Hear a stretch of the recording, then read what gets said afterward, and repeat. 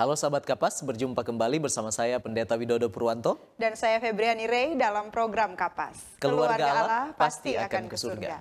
Kami senang Anda boleh bergabung kembali dengan kami dalam program yang menyajikan diskusi seputaran pernikahan dan rumah tangga untuk membantu keluarga Kristen bahagia di dunia ini dan tentunya bersiap ke surga. Dan pada kali ini kita akan membahas satu topik yang sangat-sangat menarik ya, Pendeta. Betul. Dengan judul hubungan seks yang menyenangkan pada usia lanjut. Mencari rumput laut di terumbu karang, beruntung juga dapat ikan. Pada usia lanjut, gairah boleh berkurang, tapi cinta dan seks harus tetap menyenangkan. Lantas bagaimana agar hubungan seks bisa tetap menyenangkan pada usia lanjut? Temukan jawabannya sesaat lagi. Tetap bersama kami dalam program Kapas. Keluarga Allah pasti akan ke surga.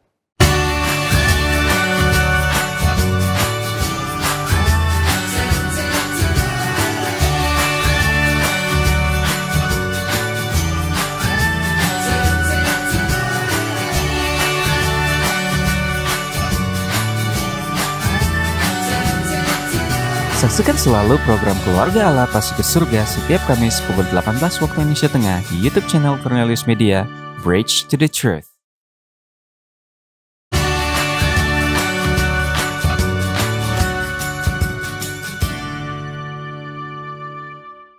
Masih bersama kami dalam program Kapas dan untuk membahas topik yang sangat penting, pada saat ini sudah hadir bersama kami di studio Cornelius Media, narasumber kita yaitu Dr. Billy Mamanua, Magister Biomedik FIAS.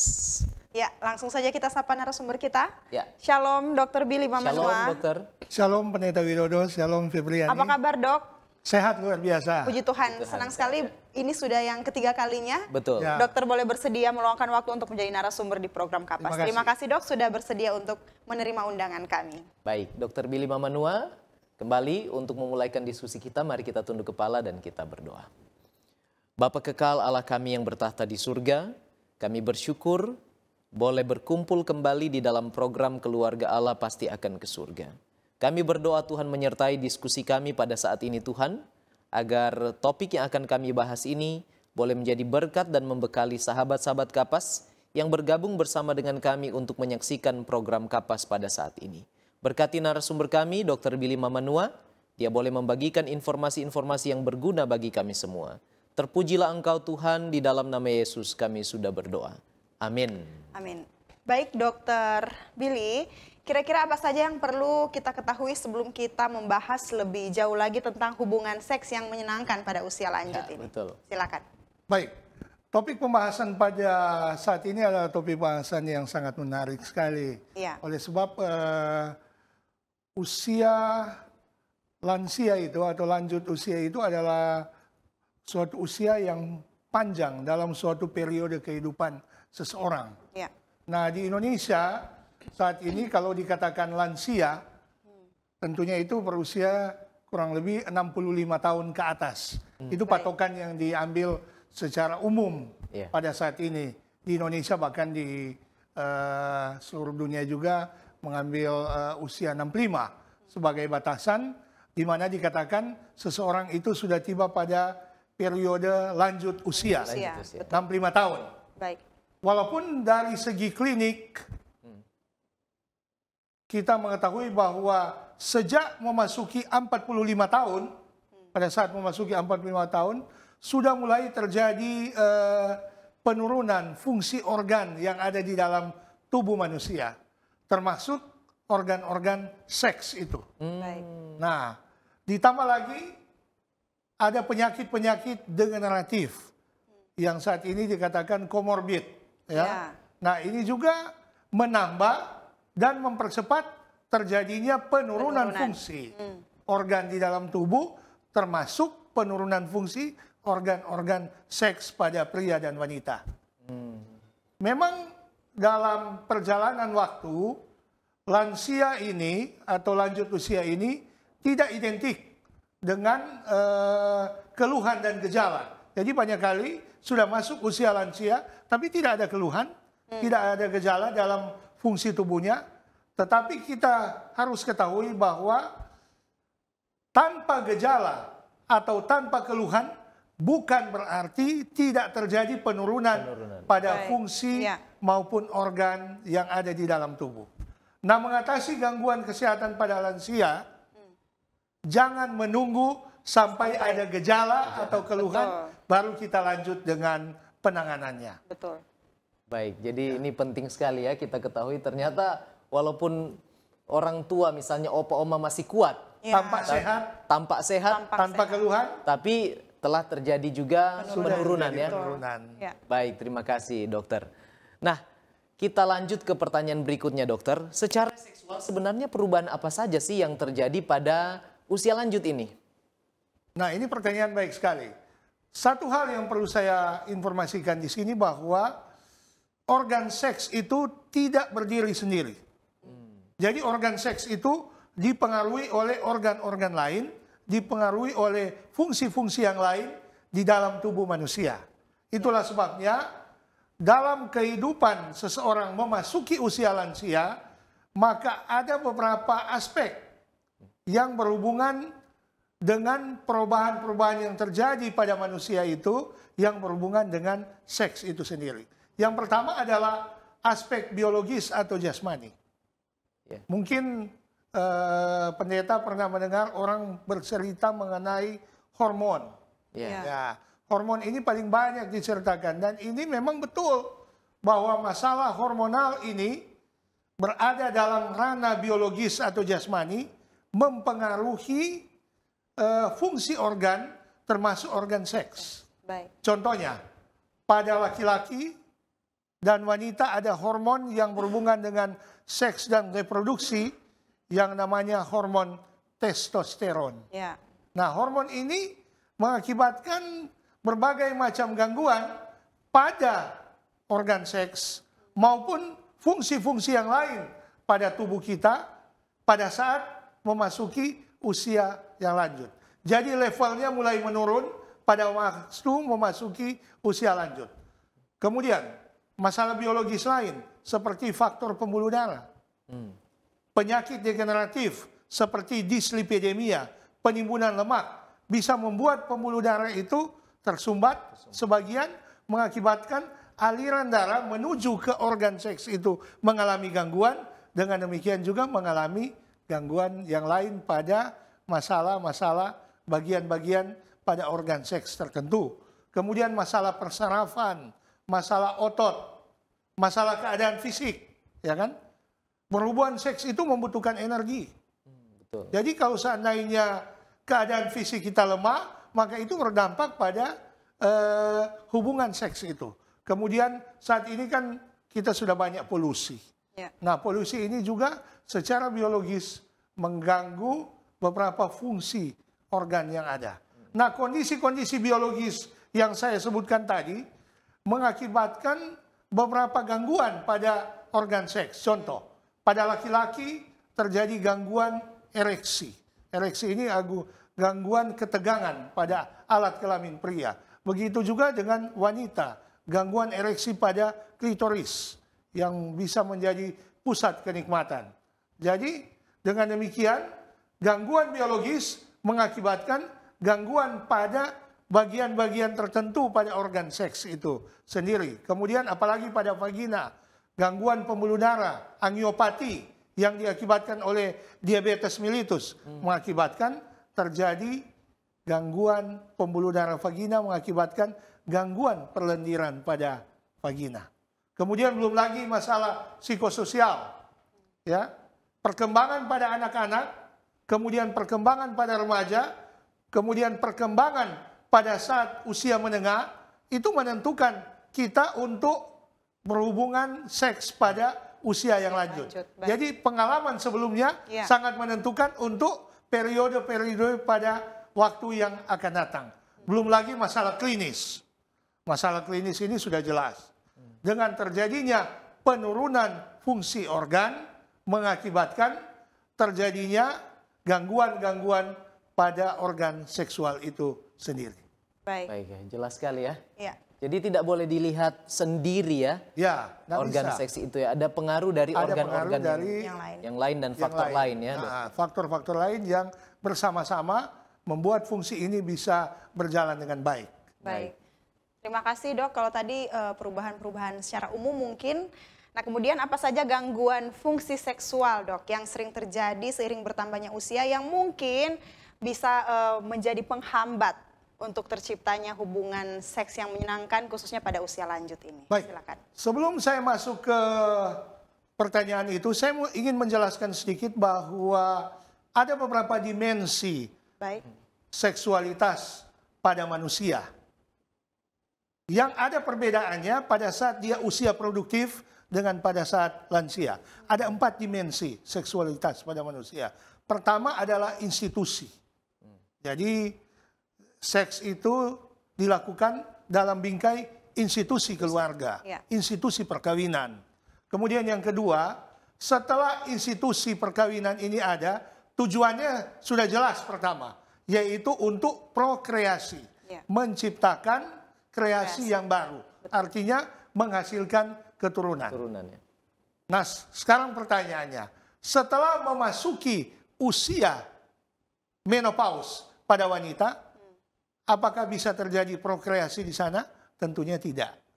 Nah, yang tersisa adalah memasuki usia lansia, yang tersisa adalah relasi dan kenikmatan. Inilah pergeseran yang terjadi pada saat usia produktif menjadi usia lansia. Kemudian, pertanyaan tadi, ya, bertambahnya usia tentunya mengakibatkan berbagai macam gangguan fungsi seksual. Ya. Pada laki-laki, usia lanjut ada dikenal dengan istilah andropause. Andropause. Memang istilah ini kadang kita dengar, ya. Istilah ini kadang kita dengar. Yang paling banyak kita dengar adalah menopause. Menopause pada wanita, ini banyak kali rata-rata dialami oleh wanita di usia 50 tahun. Ada yang sebelum 45 tahun sudah mulai mengalaminya, ada juga yang lebih dari 50 tahun. Tapi kalau kita rata-ratakan itu sekitar 50 tahun. Jadi artinya siklus menstruasi pada wanita itu berhenti. Artinya peluang untuk mendapatkan keturunan sudah tidak ada sama sekali. Berhenti. Nah ini, pada saat menopause ini, level hormon, ya, kita bahas tadi aspek biologis kan ada hormon. Nah pada menopause ini, level hormon estrogen dan progesteron ini mengalami penurunan.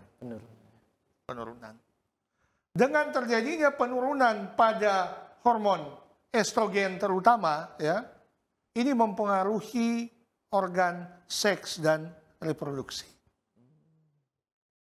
Nah, di samping itu terjadi juga keluhan dan gejala-gejala yang kompleks seperti badan terasa lemah, kurang konsentrasi, ya kan? Kemudian terasa cemas, gelisah, suka-suka lupa, artinya gangguan memori. Nah, ini keluhan-keluhan yang sering sekali terjadi pada wanita yang memasuki usia menopause. Dan yang terutama pula gangguan fungsi seksual. Nah, ini jadi. Nah, gangguan fungsi seksual ini mengakibatkan terjadinya penurunan dorongan seksual. Yang kita kenal dengan istilah libido. Jadi dia menurun di sana. Nah, gangguan-gangguan ini mengakibatkan dinding vagina itu mulai menipis, perlendiran vagina juga terganggu, sehingga akibatnya pada saat berhubungan seks terjadi perasaan yang sakit atau nyeri yang dinamakan dispareunia pada wanita. Itulah gangguan pada wanita. Sedangkan pada pria itu yang dinamakan andropause. Sebenarnya istilah andropause ini kalau menopause kan berhentinya siklus. Artinya siklus sudah selesai. Sedangkan andropause ini testosteron, hormon yang dihasilkan itu tetap ada, tetapi sedikit, ya kan, mengalami penurunan. Itulah sebabnya sebenarnya istilah andropause ini tidak terlalu tepat digunakan. Sebenarnya Kalau memang andropause artinya androgennya sudah pause, artinya sudah berhenti. Tetapi sebenarnya andropause ini, androgen atau hormon testosteron ini tetap ada, tetapi sedikit. Jadi sebenarnya istilah ini tidak terlalu pas. Tetapi istilah ini yang paling banyak digunakan pada saat ini, jadi ya itulah yang digunakan. Nah, andropause ini dengan adanya penurunan level testosteron pada tubuh, kita tahu bersama bahwa testosteron ini pada laki-laki dihasilkan di buah pelir. Ya. Ada sel Leydig di sana menghasilkan testosteron. Nah, testosteron ini berdampak pada fungsi seksual. Ini fungsi seksual. Nah, tentunya selain berdampak pada fungsi seksual, testosteron ini juga berdampak pada fungsi-fungsi yang lain di dalam tubuh kita. Baik. Jadi ada fungsi yang lain seperti kekuatan massa otot, kemudian gangguan kekuatan massa otot, kemudian juga memori kita jadi lebih baik. Itu karena adanya hormon testosteron. Baik. Dengan terjadi penurunan hormon testosteron ini, maka gangguan fungsi seksual juga terganggu. Di samping itu fungsi-fungsi yang lain terganggu. Tapi kita perlu ingat, pada andropause juga ini ada juga yang meningkat. Tapi berdampak negatif pada tubuh kita. Contoh, perlemakan pada tubuh manusia, khususnya pada daerah perut. Ini kan perlemakan. Coba kita lihat pada orang yang sudah lebih tua, lansia, ada lebih gemuk, terjadi perlemakan pada bagian perut. Kemudian terjadinya peningkatan penyakit-penyakit jantung dan pembuluh darah. Kemudian ada gangguan emosi. Dan banyak pasien pada saat ini dengan penurunan level testosteron ini terjadi gangguan tidur. Jadi punya pengaruh yang cukup signifikan ya.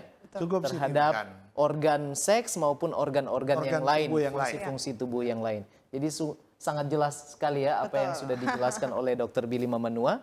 Terima kasih dok. Sejauh ini kita sudah membahas tentang faktor-faktor yang mempengaruhi dan bisa jadi penghambat untuk boleh terjadinya hubungan seks yang menyenangkan di usia lanjut. Termasuk tadi dokter, apalagi di usia lanjut itu fungsi-fungsinya mulai menurun ya. Jadi level hormonal itu mulai menurun, berdampak pada biologis pada pria dan wanita. Baik, Dr. Billy Mamanua, kita akan jeda sejenak. Dan sahabat Kapas jangan beranjak dulu, sebab setelah ini kita akan membahas lebih dalam lagi tentang hubungan seks yang menyenangkan pada usia lanjut. Kami akan kembali sesaat lagi dalam program Kapas. Keluarga Allah pasti akan ke surga. Tahukah Anda, buah adalah sumber vitamin dan antioksidan alami yang dapat meningkatkan metabolisme tubuh. Sayur memperlancar buang air besar dan dapat menurunkan risiko terkena berbagai penyakit kronis. Selalu mengonsumsi air mineral untuk menjaga keseimbangan cairan tubuh. Berolahraga dengan teratur dapat membantu kita mengendalikan berat badan. Selalu beristirahat yang cukup agar tubuh tetap sehat dan bugar. Jangan lupa untuk selalu menyaksikan program live di YouTube channel Cornelius Media, Bridge to the Truth.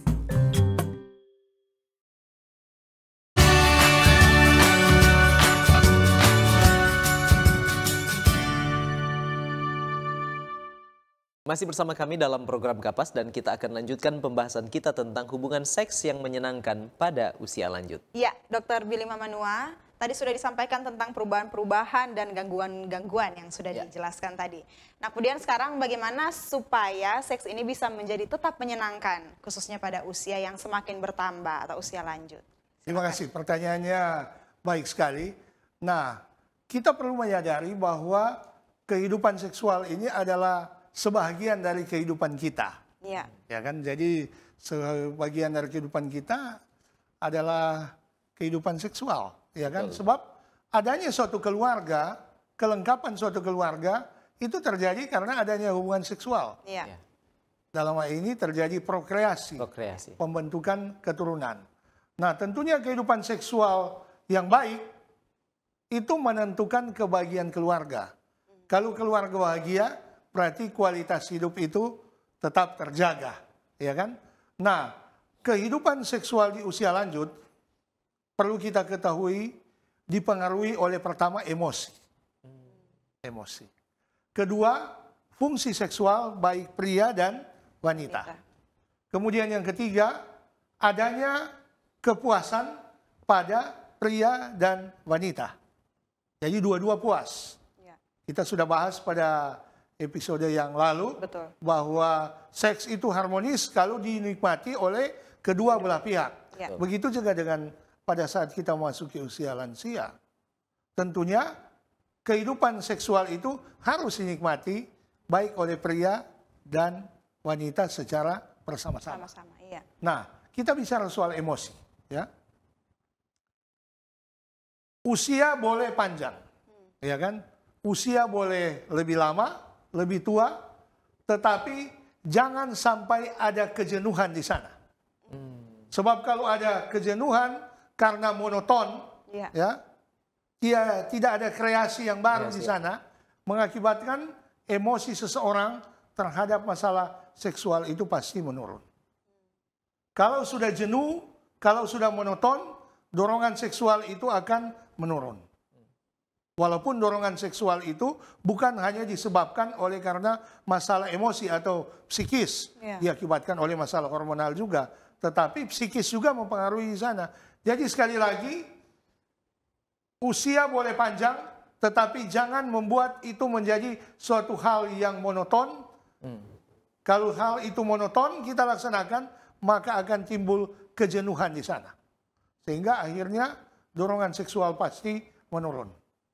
Kemudian, tanpa ekspresi yang romantisme. Jangan cuma muda-muda yang romantis. Ya kan? Memasuki usia lanjut pun, romantisme itu harus tetap dipertahankan. Supaya dengan demikian, ada kreasi-kreasi yang baru di sana. Ada penampakan-penampakan yang baru di sana. Supaya dengan demikian, hubungan seksual ini pada usia lanjut bisa berjalan dengan baik. Kemudian, yang pasti terjadi penurunan hormonal, level hormonal itu menurun, maka fungsi seksual pun pasti terganggu. Ya kan? Saya sudah jelaskan tadi bagaimana terjadi penurunan pada masa andropaus pada laki-laki. Bagaimana terjadi berhentinya siklus menstruasi. Apa akibatnya? Nah, semuanya itu mengakibatkan gangguan pada pria dan wanita di usia lanjut. Nah, dorongan seksual itu yang paling banyak mengalami gangguan. Itu yang dinamakan libido. Ya, itu mengalami penurunan. Nah, tentunya penurunan disfungsi seksual ini juga dipengaruhi oleh masalah-masalah yang lain. Misalnya kondisi kesehatan tubuh. Jadi jangan kita beranggapan bahwa kondisi kesehatan tubuh pada umumnya tidak mempengaruhi organ seks yang kecil ini. Tidak. Kondisi kesehatan tubuh ini sangat mempengaruhi. Kemudian masalah-masalah dorongan seksual ini dipengaruhi juga oleh pengalaman seksual sebelumnya. Itulah sebabnya pengalaman seksual sebelumnya yang baik, yang nikmat itu mempengaruhi hubungan-hubungan kemudiannya. Betul. Ya kan? Hubungan selanjutnya. Kemudian pada wanita, ya kan? Misalnya pada wanita, penurunan lubrikasi vagina, ya kan? Jadi pada saat memasuki usia menopause ini, lubrikasi vagina ini mengalami gangguan. Perlendiran vagina ini mengalami gangguan. Sehingga banyak kali wanita ini menolak berhubungan seks. Sebab kalau perlendiran terganggu, perasaan nyeri berhubungan seks itu akan meningkat. Nah, ini banyak kali terjadi penolakan pada wanita untuk berhubungan seks. Nah, tentunya ini perlu ditangani dengan cepat, ilmiah dan benar, ya kan? Sehingga dengan demikian ini akan tidak mengganggu suatu hubungan seks supaya tetap menyenangkan. Begitu juga dengan laki-laki. Pada laki-laki dengan bertambahnya usia terjadi disfungsi seksual, penurunan fungsi seksual, ini banyak kali terjadi masalah disfungsi ereksi. Jadi artinya alat kelamin pria itu biasanya dia akan menegang dengan baik dengan masuknya darah di dalam pembuluh-pembuluh darah yang ada di dalam alat kelamin pria itu. Ya. Nah, dengan bertambahnya usia dan adanya penyakit-penyakit degeneratif, maka pembuluh darah ini akan mengalami gangguan. Mungkin terjadi penyempitan, kemudian mungkin saja persarafannya terganggu, mengakibatkan dia tidak full berkembang, tidak full mengeras. Itu yang dinamakan disfungsi ereksi. Nah, tentunya ini mengakibatkan gangguan pada saat berhubungan seks. Ya. Tidak terjadi orgasme atau tidak terjadi kepuasan pada saat berhubungan seks. Nah, tentunya ini perlu ditangani dengan cepat supaya dengan demikian disfungsi ereksi ini tidak terjadi. Kemudian pada wanita juga ereksi dari klitoris ini akan terjadi dengan baik. Dengan demikian orgasme atau ejakulasi pada pria ini bisa berlangsung dengan baik. Jadi kenikmatan itu bisa terjadi walaupun di usia senja atau di usia lansia. Selanjutnya, komunikasi. Ya, tetap menyenangkan di usia lansia, komunikasi di bagian seksual ini harus lebih terbuka. Ya kan? Tergantung pada kemampuan dan kemauan. Ya kan? Memang banyak kali yang terjadi pada usia yang berbeda, ya kan, berbeda. Jadi misalnya laki-laki itu sudah 60-70 tahun sedang istrinya 30-an. Ini usia yang berbeda ini bisa terjadi komunikasi yang miskomunikasi di sini. Oleh sebab yang satu sudah jauh usianya sedangkan yang satu masih di usia yang lebih di bawah. Tetapi pada prinsipnya hubungan seksual yang baik ini tentunya harus disertai dengan komunikasi yang terbuka. Betul. Komunikasi yang terbuka. Ingat, bertambahnya usia bukan berarti lebih berpengalaman dalam suatu hubungan seksual. Tetapi komunikasi yang terbuka mengakibatkan kita sama-sama mengetahui apa kebutuhan, apa keinginan dari pasangan kita. Sebab ingat, kita kembali lagi kepada seks yang harmonis, disepakati bersama, dan dinikmati secara bersama-sama. Baik. Tuh, baik, terima kasih dok, ini jelas ya. Iya. Sering kita dengar tadi dokter sudah katakan penurunan libido ya. Sebenarnya apa sih yang dimaksudkan dengan penurunan libido ini dok? Ini istilah libido ini adalah suatu istilah yang banyak kali dipakai dan istilah yang banyak kali ada yang berhubungan dengan dorongan seksual. Ada nggak dorongan seksual pada seseorang? Ada nggak libido pada seseorang? Nah tentunya penurunan libido ini baik pada pria dan pada wanita sama.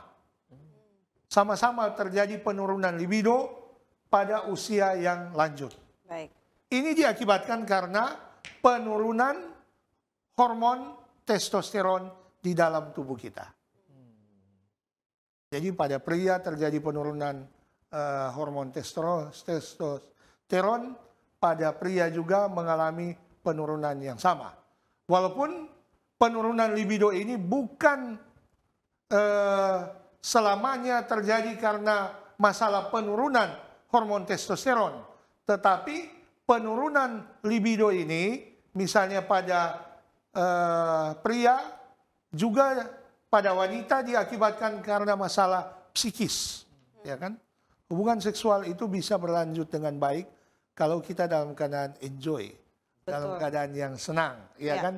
Jadi masalah psikis mempengaruhi. Kemudian masalah keadaan tubuh harus fit, ya. Oleh sebab melakukan hubungan seksual itu kita memerlukan energi, ya, kan? Contohnya kalau kita jalan pagi, ya, mungkin 3 km per jam, kita memerlukan 2 metabolic equivalent talk.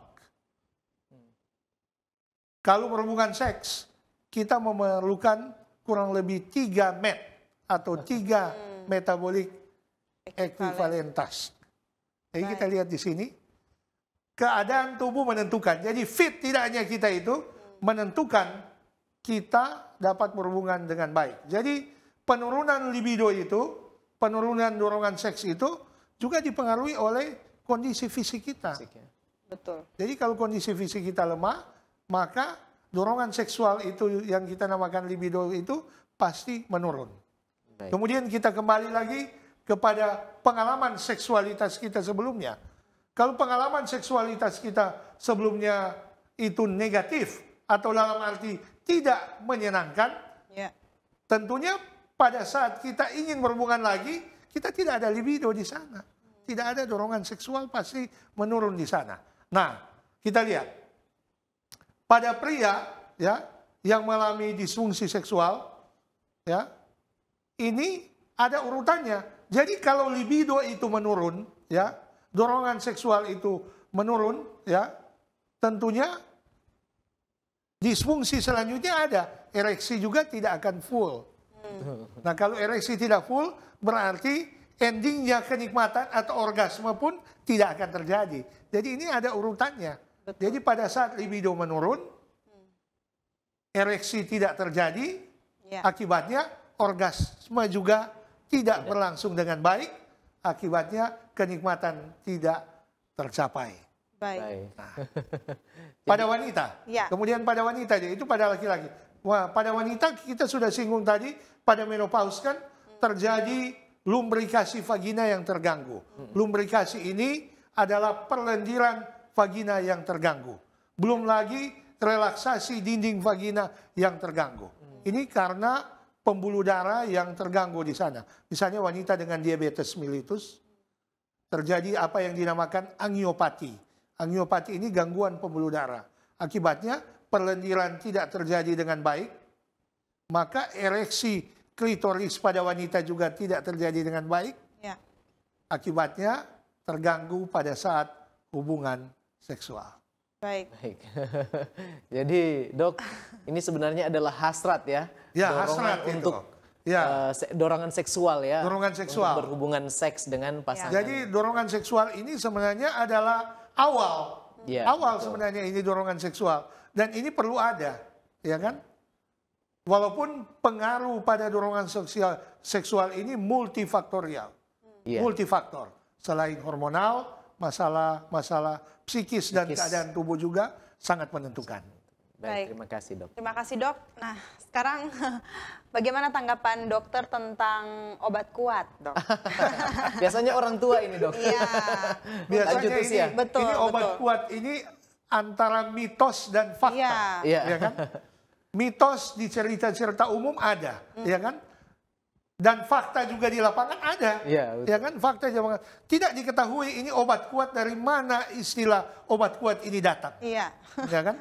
Sebab dalam dunia medis tidak ada istilah obat kuat. Tidak ada istilah obat kuat dalam dunia medis. Tidak ada. Ya. Mungkin istilah medis ini, mungkin istilah obat kuat ini ya, yang tidak ada dalam dunia medis ini diduga dimunculkan oleh penjual-penjual obat. Oh. Coba Anda lihat penjual-penjual obat, pedagang-pedagang obat tradisional. Ya. Mungkin mereka yang paling banyak menggunakan istilah obat kuat. Dan pangsa pasarnya Ya. adalah lansia paling banyak. Ya kan? Pertama lansia ini banyak kali nggak pakai logika. Ya kan? Pakai perasaan. Jadi mungkin dia sudah mengalami gangguan. Iya. Jadi ingin cepat mendapatkan penanganan. Ya kan? Jadi larinya ke penjual obat, ke pedagang obat. Iya. Yang belum tentu obat itu bermanfaat. Betul. Nah, perlu diketahui bahwa penanganan lansia yang mengalami penurunan fungsi seksual ini harus ditangani dengan baik. Tergantung penyebabnya itu apa. Jadi bukan cuma asal minum obat, Iya. ya kan? Hati-hati dengan penggunaan obat-obat yang kita tidak tahu catatan ilmiah dan bukti penelitiannya, ya kan? Betul. Kalau kita memakai obat untuk menanggulangi masalah disfungsi seksual, banyak, ya kan? Kalau hormon mulai menurun, hormon testosteron mulai menurun, kita bisa tangani dengan hormon replacement terapi, ya kan? Ada yang diminum, ada yang disuntikan, adapun yang dioles. Tapi itu atas rekomendasi dari dokter. Ya kan? Bukan kita membeli obat-obat lain yang ada di pasaran yang tidak tahu. Betul. Tidak tahu ilmiahnya. Jadi kita harus hati-hati dengan penggunaan obat-obat yang kita tidak tahu dengan jelas dari mana asalnya, yang belum dilaksanakan penelitian dan catatan ilmiah. Memang mitos ini mempengaruhi, ya kan? Misalnya, makan daging kambing dapat membuat seseorang menjadi ereksi. Ini makanan. Atau minyak, obat-obatan tangkur buaya, dan sebagainya, itu membuat seorang laki-laki menjadi lebih kuat. Itu kata penjual obat. Ya kan? Itu kata penjual obat. Apakah itu benar? Sama sekali penelitian ilmiah tidak ada. Ini hanya mitos. Tapi mitos ini kan ada di masyarakat. Ya, dipercaya secara turun-temurun. Tapi pembuktian ilmiahnya belum ada. Ya kan? Jadi seringkali kita terpengaruh dengan mitos. Kemudian masalah obat kuat. Ya, hati-hati dengan testimoni. Hati-hati dengan kesaksian. Banyak sekali saat ini penjual obat itu membawa testimoni, membawa kesaksian. Si A sembuh, si B sembuh, si ini menjadi lebih kuat. Presiden ini memakai ini, ya tokoh-tokoh dunia memakai ini. Itu banyak kali testimoni yang dipakai oleh penjual-penjual obat. Belum lagi iklan, ya. Belum lagi iklan-iklan yang menunjukkan bahwa bisa terjadi kekuatan yang lebih pada pria, yang bisa membahagiakan wanita lebih. Karena penggunaan obat ini hati-hati. Yang paling penting kalau Anda ingin menggunakan obat yang bisa memperbaiki disfungsi seksual, konsultasilah ke ahli. Supaya kita bisa mengetahui apa penyebabnya dan apa pengobatan yang ilmiah, yang benar, yang bisa membantu orang tua ini supaya tetap bahagia di usia tua. Baik, puji Tuhan. Terima kasih dok, sudah menjelaskan tentang obat kuat. Atau yang dilabeli obat kuat. Yang dilabeli obat kuat. Oleh sebab dalam dunia kedokteran atau dunia medis tidak ada istilah obat kuat.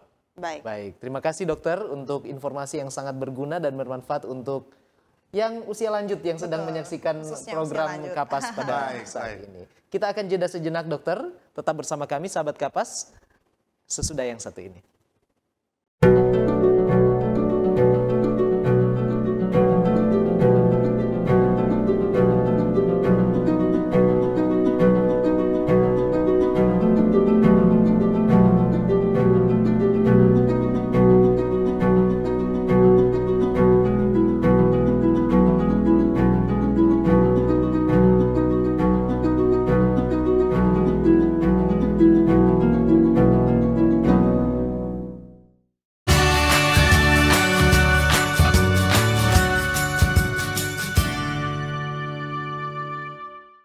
Masih bersama kami dalam program Kapas dan tidak terasa kita sudah tiba di segmen terakhir diskusi kita. Baik, Febriani, kita langsung ke pertanyaan Dokter Billy. Kalau begitu apa saja langkah penanganan? Jadi bagaimana menangani yang sudah dikatakan tadi disfungsi seks? Nah, ini pertanyaan yang paling banyak ditanyakan pada kami tentang masalah disfungsi seks pada lansia. Nah, tentunya penanganan masalah disfungsi seksual ini pertama dengan kita melakukan konseling dan edukasi. Ya, pada saat kita konseling, kita dapat mengetahui apa penyebab terjadinya disfungsi. Apakah ini faktor fisik atau apakah ini faktor psikis?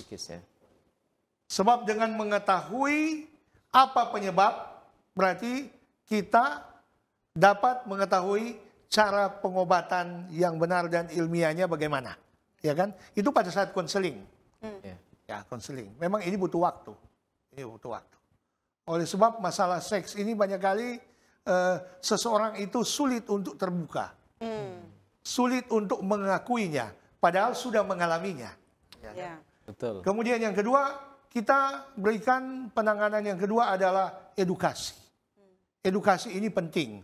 Oleh sebab apa? oleh sebab informasi tentang penanganan masalah disfungsi seksual ini terlalu banyak. Ya. Dari pedagang-pedagang obat, ya kan? Dari media-media, dari iklan, ya kan? Kemudian dari berbagai macam informasi yang masuk kepada seseorang itu yang ingin mengedukasi dia tentang masalah penanganan disfungsi seksual. Betul. Padahal belum tentu informasi ini benar. Jadi pada saat edukasi, kita memberikan informasi yang benar tentang masalah seksualitas itu. Apa penyebabnya, bagaimana penanganannya. Kemudian, penanganan yang kedua adalah masalah seks terapi. Ya kan? Jadi seks terapi ini memang dikembangkan dari luar negeri sampai juga ke Indonesia saat ini dikembangkan mengenai seks terapi. Ya, apakah itu menyangkut masalah psikis, bagaimana supaya kita bisa orgasme dengan baik, bagaimana kita bisa orgasme lebih dari satu kali. Tentunya itu melalui seks terapi. Kita perlu menahannya, kita perlu melepaskannya. Tentunya ini perlu suatu penanganan yang serius dan berkelanjutan. Itu seks terapi. Kemudian seks terapi ini dapat juga menggunakan obat-obatan seperti yang saya jelaskan tadi. Kalau seandainya hormon itu sudah mengalami penurunan, kita bisa menambahkan apa yang dinamakan hormon replacement terapi. Jadi bisa ditambah secara obat-obatan yang kita minum, apakah bisa melalui suntikan maupun dengan cara dioles pada alat kelamin kita atau pada bagian-bagian tertentu pada tubuh kita. Kemudian pada usia tua juga ada saat ini yang dinamakan memakai alat bantu. Jadi ada alat-alat yang bisa kita pakai, alat-alat bantu yang bisa dipakai pada menangani masalah disfungsi seksual pada pria dan wanita. Baik. Termasuk tadi ini penanganan untuk yang disfungsi ereksi dan juga penurunan perlendiran ya dokter ya? Jadi pada wanita dengan terjadinya penurunan pada perlendiran atau yang dinamakan lubrikasi pada vagina, itu bisa dipakai alat-alat bantu di sana, ada jelly di sana yang dipakai oleh wanita sebelum berhubungan seksual. Supaya tidak terjadi kesakitan di sana, nyeri di sana. Sebab kalau sudah nyeri, tentunya terjadi penolakan di sana pada wanita. Tetapi dengan obat-obatan yang dipakai, alat bantu yang dipakai, tentunya hal ini bisa teratasi dengan baik. Demikian juga pada pria. Pada pria dengan gangguan fungsi ereksi, tidak bisa menegang dengan baik, maka itu juga bisa dipakai obat-obatan tertentu. Tentunya dengan pengawasan dari dokter atau ahlinya. Betul. Supaya dengan demikian, obat ini bisa dipakai dengan tepat, waktu yang tepat, sehingga dapat menimbulkan efek yang baik pada tubuh, sehingga dengan demikian hubungan seksual itu bisa berlangsung dengan baik. Baik. Ya, jangan sembarangan. Bisa penggunaan yang sembarangan. Baik, terima kasih dok. Kalau tadi berbicara tentang penanganan, artinya sudah terjadi. Nah kemudian sekarang bagaimana supaya boleh mencegah untuk tidak terjadinya disfungsi seksual, terutama pada usia lanjut? Saya pikir ini adalah suatu hal yang baik diketahui oleh pasangan suami istri di usia lanjut tentang pencegahan supaya tidak terjadi disfungsi seksual pada usia lanjut. Betul. Nah, yang pertama, terapkan gaya hidup yang sehat, ya kan? Tidak minum alkohol, tidak merokok. Kalau kita lihat dalam iklan rokok itu, salah satu yang mengakibatkan impotensia pada pria karena menghisap tembakau. Betul. Jadi kita harus terapkan apa yang dinamakan pola hidup sehat, gaya hidup sehat. Ya, di Indonesia saat ini ada istilahnya GERMAS, gerakan hidup sehat. Ya, gerakan hidup sehat, GERMAS. Jadi menerapkan pola hidup sehat. Apakah itu melalui makanan, melalui minuman, dan semua segi kehidupan kita. Kemudian yang kedua, kita tetap menjaga komunikasi yang terbuka. dengan pasangan kita, ya kan? Sebab hubungan seks yang baik itu kan memuaskan kedua belah pihak. Iya. Jadi kalau kedua belah pihak menginginkan suatu kepuasan, berarti harus ada komunikasi yang terbuka di sana, ya kan? Komunikasi. Kemudian karena lansia ini lama hidupnya, panjang hidupnya, maka suasana ini jangan monoton, ya kan? Supaya tidak terjadi kejenuhan di sana. Ya. Jadi variasi suasana, penampilan harus lebih baik, ya kan? Rangsangan harus lebih lama, ya kan? Kalau lebih tua seseorang maka rangsangan itu harus lebih lama, ya kan? Kalau masih muda istilahnya pandangan hidup. Baru pandang sudah hidup, ya kan? Tetapi memasuki usia lansia maka rangsangan ini harus lebih lama. Kemudian yang keempat, kita harus mencegah dan mengatasi stres. Ingat, hubungan seksual ini dipengaruhi oleh emosi, ya kan? Jadi sekali lagi jangan stres, ya kan? Kemudian jangan menggunakan ramuan dan obat-obatan yang tidak jelas, ya kan? Yang tidak jelas, ya kan? Kalau Anda ingin menggunakan obat-obatan, misalnya hormon replacement therapy maupun obat-obat untuk gangguan ereksi pada pria, konsultasilah ke ahlinya. Supaya dengan demikian kita mendapatkan pengobatan yang tepat. Betul. Kemudian yang keenam, jangan percaya iklan. Ya kan? Iklan ini banyak kali membodohi, apalagi mereka yang sudah lansia, yang menginginkan pengobatan yang cepat. Betul. Fast therapy, cepat. Jadi iklan ini memang sangat berbahaya. Apalagi iklan yang menyangkut tentang seks, obat-obat kuat, harus kita hati-hati, ya kan? Jangan merasa selanjutnya, jangan merasa sehat karena tidak ada keluhan. Betul. Ya. Jadi kita tidak ada keluhan di lansia, berarti kita masih sehat. Periksalah kesehatan Anda secara berkala, ya kan? Merasa tidak ada keluhan bukan berarti tidak terjadi penurunan pada masalah kesehatan. Periksalah kesehatan secara berkala. Kalau terjadi disfungsi seksual yang nyata di dalam kehidupan Anda, jangan segan-segan untuk konsultasi ke ahlinya untuk mendapatkan penanganan yang tepat. Betul. Baik. Terima kasih, Sangat Dok. jelas. Iya, betul. Nah, kemudian sekarang apa pesan Alkitab sehubungan dengan cinta dan seks pada usia lanjut ini khususnya, Dok? Apakah ada? Kita menginginkan seks ini tetap harmonis pada usia lanjut. Betul. Jadi seks tetap harmonis, menghasilkan kebahagiaan dan meningkatkan kualitas hidup. Dalam Maliaki pasal 4, maksud saya Maliaki pasal 2 ayat 14 sampai 16, apa kata Alkitab di sana? Dikatakan di sini bahwa kita perlu menjaga kesetiaan kita, ya, tetap setia, ya. Kita berada dalam bingkai institusi perkawinan. Betul. Jadi dia adalah sekutumu dan istri seperjanjianmu. Artinya ini kondisi suami istri ini adalah sekutu. Sekutu artinya sama-sama, ya kan? Tidak ada perbedaan di sana. Jadi istri mempunyai hak yang sama, suami pun mempunyai hak yang sama. Nah, tentunya dalam Alkitab juga kita dianjurkan untuk tetap setia. Nah, tetap setia dari masa muda kita sampai usia tua.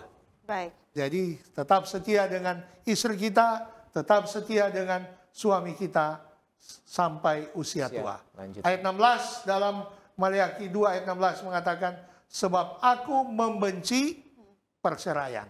Ya. Firman Tuhan mengatakan demikian supaya kita tetap menjaga bingkai institusi yang diciptakan oleh Tuhan, yaitu institusi perkawinan. Baik, puji Tuhan, Dokter. Terima kasih banyak. Ya. Dan jelas ya Alkitab mengatakan untuk menjaga pernikahan, menjaga hubungan seks di dalam bingkai yang Tuhan telah kuduskan. Nah, Dokter, ada pertanyaan-pertanyaan tambahan yang datang dari luar. Yang pertama, Dokter, apakah ada perbedaan hubungan seksual pada waktu di masa produktif dan pada waktu di usia lanjut, termasuk frekuensinya mungkin dokter. Sekaligus ini ya. Ya. Jadi begini, saya jelaskan ya. Pada usia produktif dengan usia lansia sebenarnya tidak ada perbedaan prinsip dalam suatu hubungan seks. Sebab usia muda atau usia produktif keterlibatan emosional pasti ada, ya kan? Kemudian fungsi seksual juga harus baik. Kemudian membuat kedua belah pihak itu nikmat, ya kan? Itu ada pada usia produktif dan ada juga pada usia lansia. Ya. Yang menjadi perbedaan adalah terjadi penurunan. Yang pasti pada usia produktif dan pada usia lansia terjadi perbedaan, ya kan? Namun perbedaan ini bisa diatasi, ya, dengan adanya komunikasi yang terbuka, ya kan? Komunikasi yang terbuka.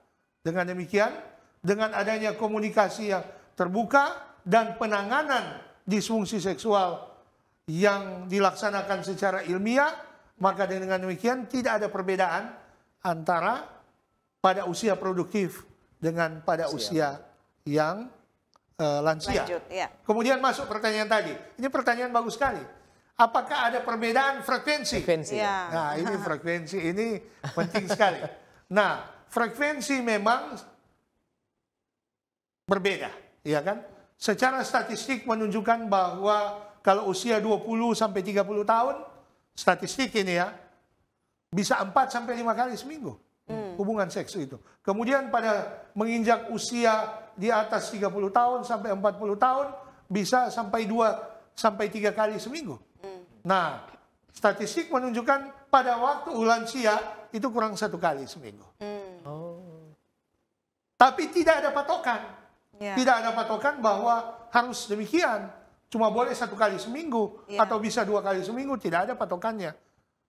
Dalam buku-buku medis dan literatur kalau kita mencari dan membacanya, tidak ada patokan berapa kali hubungan seksual itu dilaksanakan. Tidak ada patokan di sana. Yang pasti adalah disepakati bersama dan kemampuan kita pun masih cukup untuk melaksanakannya. Sebab melakukan hubungan seks kan butuh energi. Ya.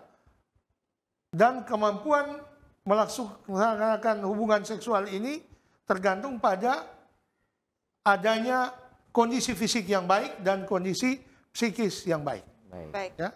Jadi soal frekuensi itu relatif. Ya kan? Tergantung pada kemauan kita dan kondisi fisik kita. Kemampuan. Kemampuan kita, Iya. tentunya. Baik, yang berikutnya dokter adalah apakah ada hubungan antara penampilan dan ketertarikan seksual di usia lanjut?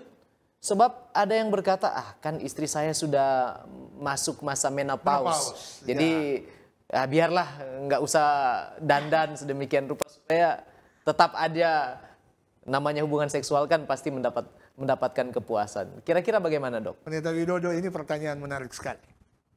Jadi begini, banyak kali kita dalam suatu perkawinan, ya, kita sudah mendapatkan keturunan, ya kan? Jadi ada yang mengatakan, Asitoh sudah mendapatkan keturunan. Ya. Berarti hubungan seks sudah terjadi, tujuan sudah tercapai, ya kan? Betul. Keturunan sudah ada, sehingga tidak memperhatikan lagi masalah penampilan fisik, ya kan? Ini terjadi pada pria dan wanita. Pria beranggapan demikian, wanita pun beranggapan demikian. Apakah benar anggapan ini? Padahal sebenarnya anggapan ini tidaklah masuk akal, ya kan? Sebab penampilan fisik mempengaruhi, ya, penampilan fisik mempengaruhi. Sebab penampilan fisik ini mempengaruhi timbulnya dorongan seksual pada pria dan wanita. Sebab dorongan seksual ini selain dipengaruhi oleh masalah hormonal dan masalah fungsi tubuh lainnya, dipengaruhi juga oleh psikis. Ya. Jadi sekali lagi penampilan fisik ini mempengaruhi, ya kan? Jadi misalnya seseorang yang sudah dalam keadaan gemuk, ya ini contoh aja ya, wanita dalam keadaan gemuk, tentunya terjadi kesulitan pada hubungan seksual dengan pria. Begitu juga dengan pria. Pria dalam keadaan gemuk terjadi kesulitan pada saat berhubungan seks dengan seorang wanita atau dengan istrinya. Jadi dengan demikian penampilan fisik mempunyai peranan penting bagi kita dalam suatu hubungan seksual. Bahkan sampai di usia lanjut ya, Dok? Sampai di usia lanjut. Pastinya. Jadi bukan berarti bahwa sudah tercapai tujuan kita membuat kreasi baru, sudah mempunyai anak, keluarga sudah bahagia, penampilan fisik kita tinggalkan. Tidak demikian. Baik, terima kasih. Baik, terima kasih Dok. Jawaban yang sangat jelas yang sudah kita dengarkan pada saat ini. Dan sebagai kesimpulan, bolehkah dokter memberikan closing statement untuk topik kita pada saat ini? Gangguan disfungsi seksual pada pria dan wanita yang terjadi pada usia lanjut harus ditangani secara ilmiah dan benar. Penanganan yang benar menghasilkan keadaan yang baik, hubungan menjadi lebih harmonis, kualitas hidup lebih meningkat. Amin. Dan baik. lebih menyenangkan ya, Dok? Lebih Harus menyenangkan. menyenangkan. Iya. Baik, puji Tuhan kita sudah mendengarkan penjelasan yang begitu bermanfaat. Dan saya percaya dokter ini membekali sahabat-sahabat Kapas yang menyaksikan program Kapas pada saat ini. Ya. Dan untuk menutup akan diskusi kita, bolehkah Dokter Billy Mamanua berdoa untuk kita? Baik, kita tunduk kepala dan kita berdoa. Ya Tuhan di surga, pada saat ini kami sangat berterima kasih oleh sebab kami dapat membahas satu pembahasan istimewa tentang keharmonisan keluarga di usia lanjut, khususnya mengenai penanganan masalah-masalah yang berhubungan dengan seksual. Kami yakin dan percaya kondisi tubuh yang Tuhan berikan kepada kami, baik itu pria dan wanita, dapat kami gunakan dengan baik. Dapat kami gunakan untuk hubungan suami istri dengan baik. Supaya dengan demikian keluarga tetap bahagia, keluarga tetap harmonis, kualitas hidup dapat bertambah, dan kami semua disiapkan untuk kedatangan Tuhan pada kali yang kedua. Memberkati keluarga kami semua untuk berkat yang Tuhan berikan ini. Dalam nama Yesus kami berdoa. Amin. Amin. Sekali lagi terima kasih Dokter Billy Mamanua yang sudah terima kasih Febriani menjadi narasumber yang menginspirasi kita semua, dan doa kami adalah Tuhan akan selalu memberkati dokter bersama dengan keluarga dan juga anak-anak dalam tugas dan juga dalam pelayanan. Terima kasih. Dan dengan demikian berakhir sudah kebersamaan kita. Kalau sahabat Kapas merasa diberkati, jangan lupa untuk subscribe, like dan bagikan kanal YouTube Cornelius Media, dan jangan lupa untuk bergabung kembali bersama kami dalam program yang sama pada episode selanjutnya. Terima kasih atas kesetiaan Anda bergabung dengan kami, Cornelius Media. Dan jangan lupa saksikan program menarik lain dari Cornelius Media. Menjadi sahabat Kapas, kita belajar bersama. Kita bertumbuh bersama. Kita bahagia bersama. Dan kita ke surga bersama, sebab keluarga Allah pasti akan ke surga. Saya Pendeta Widodo Purwanto. Dan saya Febriani Ray bersama dengan narasumber kita, Dr. Billy Mamanua. Sampai jumpa lagi dan salam Kapas.